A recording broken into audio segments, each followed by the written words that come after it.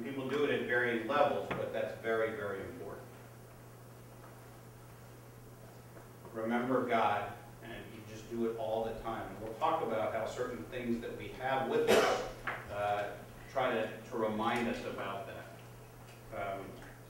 You know, I want to go back for a second to this one here about religions. Did you guys hear that story today?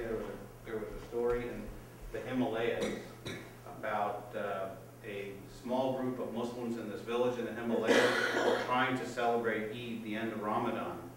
And there was no mosque in this town in the Himalayas, and they just did their celebration in a field. And this town had been pummeled for 3 days by heavy rain.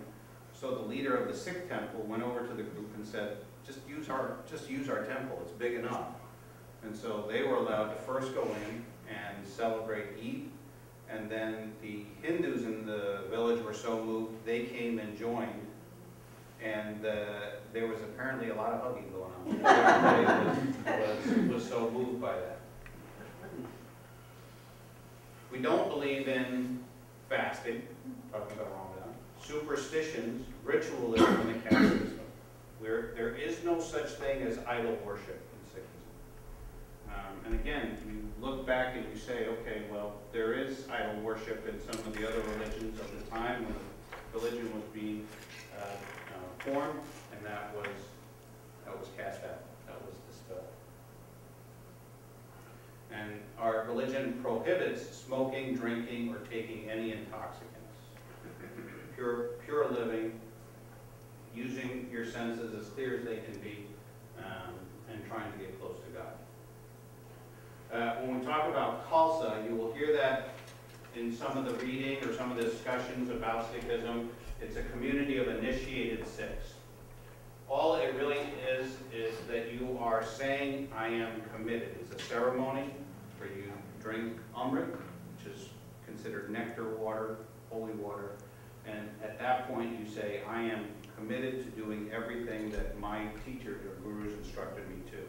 The key element, though, is that Sikhs, and I'll wear all the articles of faith, etc. Sikhs who wear the article of faith don't necessarily have to be the initiated. Okay, that's one further step to say, I am stem to stern dedicated to the religion. Okay. So there are the 5 Ks, and they're the Ks because in our language, each of these words starts with K. So it's the iron bracelet, or gara, and I'm going to mess up the pronunciations. I was born here, I'm sorry. My wife frequently makes fun of it, but it's what it is. So the gara, if you see anybody with an iron heavy bracelet on their wrist, on their right hand, that is one of our tenants who must wear that. And so you could see people, and that goes back to the turban, etc. We saw somebody recently on the New York City subway, Indian fella, couldn't, weren't sure. He dropped his hand and his gara came out, and we immediately knew that he was a Sikh, whether he had a turban on or not. The point is that every time you do something, this reminds you, what are you doing? Are you doing something good? You're writing something. Are you writing bad words? Are you doing something wrong? It's there to constantly remind you that you are bound to do good. We are to carry a sword or kirpan for protection. This is probably one of the most controversial things, because people who go through the taking of Amrit do wear kirpans, and many cultures, it's not just American culture, don't understand why you have to walk around with a knife. You should feel, well, it's okay to have a gun, but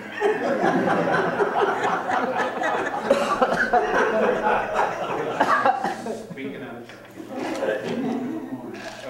So what people have done, honestly, it is really for self-defense. It's never to be taken out as an offensive move, but it should be there as a defensive weapon. But honestly, some people, what they've gone on to do is wear one around their neck, a little ceremonial one around their neck. I grew up going to camps in the summertime, and the group that used to hold these camps, those guys would walk through the airport with 10 and 12-inch scuba knives on their belts, and that was very intimidating looking. Obviously, that was before September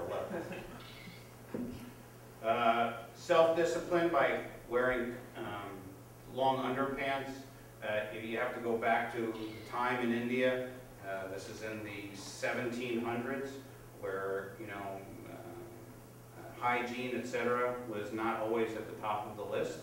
And the premise is that you have to feel clean, feel refreshed to be able to connect with God, to be able to meditate and be able to connect with God. Uncut hair, kesh, it's a matter of spirituality. You're born with hair growing in a certain pattern. It's not really our decision to change that. And then part again of the hygiene and cleanliness is to have a comb with you at all times to keep that beautiful hair well managed. 99, as we said already, 99% of the people who wear a turban in the U.S. are Sikhs. It is a religious obligation for Sikhs. It can always be recognized, and we are duty-bound to offer help, and it cannot be forcibly removed. This painting was actually in a Seattle Times article right after September 11th, and the article was beautiful. It talked about all the different turbans and how the Sikh turban was very different and very distinctive. Okay. We were just traveling in Europe, and the Spanish military suggested that I remove my turban at airport security, and you can imagine how the New Yorker reacted to that. So these are just, these pictures are actually from that Seattle Times article, and you can see that they're very different, but these tend to be, I would have to say, a little more decorative, but they all have a purpose, honestly. This happens to be a faith-based turban, but these all have a purpose in their cultures. Guru means teacher. There were 10 Sikh gurus. The mission, basically at the core for everybody that they tried to teach, is that there should be a love for God, social justice, and freedom from superstitions and rituals. They were preserved through writings and through actions. Many stories of how they would apply some of their beliefs. And you read the stories, it's interesting. You don't understand what they're trying to get to until the very end. So for instance, one of my favorite stories was Guru Nanak, our first teacher, would walk hundreds, if not thousands of miles. He did that 4 times in his life, 4 major arcs around Asia into the Middle East. And in one of his trips, he visited Mecca.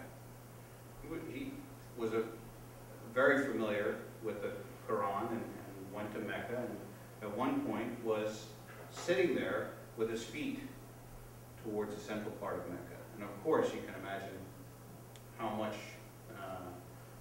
indignation there was with that. And his response was, okay, I'm sorry I've offended you, but you pick up my feet and point them in the direction where you think God is not there. Because God is everywhere. So if you're telling me that my feet pointing in this direction would offend God, then tell me which direction will offend. But I can't, because he's everywhere. So there were 10 teachers. The 10th teacher, Guru Gobind Singh, said, we shouldn't keep following just one guru. And it had been going on already. We're going to assemble all the teachings of the 10 gurus and put them in a book, and that is the 11th guru, Guru Granth Sahib. And the Guru Granth Sahib is treated like a person. When we refer to it at Sunday, it's given a tremendous amount of respect.